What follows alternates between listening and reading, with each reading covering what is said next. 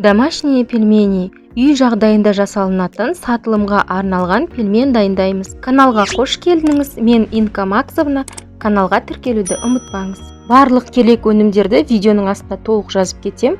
Ең алдымен 2 стакан салқын суға 2 шай қасық тұз саламыз, 2 ас қасық өсімдік майын, 2 дана жұмыртқа және жақсылап араластырамыз.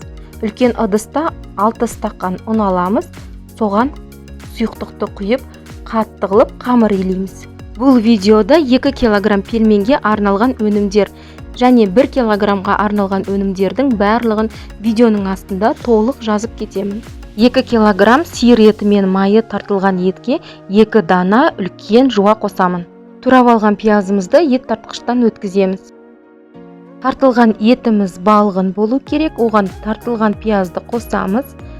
2 ас қасық толтырмаған тұз және дәміне қарай қара бұрыш жақсылап араластырамыз. Қалауыңыз бойынша қолыңызға қолғап немесе қасықпен араластыруға болады.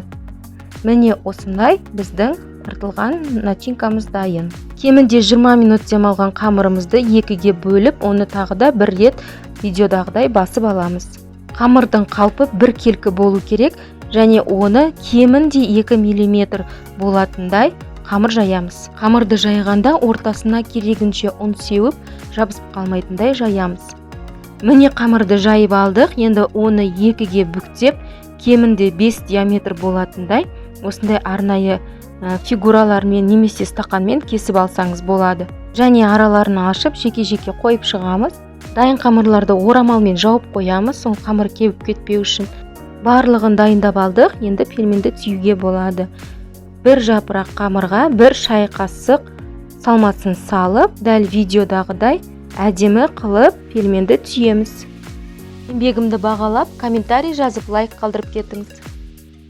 Үй жағдайында жасалған пельмендерді тоңазытқышқа кемінде жарты жылға дейін сақтауға болады. Міне біздің жасаған өнім дайын. Бұны тоңазытқышқа салып 1 тәулікте қатырамыз. 1 тәуліктен кейін арнайы қаптарға салып қоямын. Өте керемет, өте дәмді және әдемі біздің пельмендер дайын. Видеоның соңына дейін көргендеріңізге рахмет. Сау болыңыздар.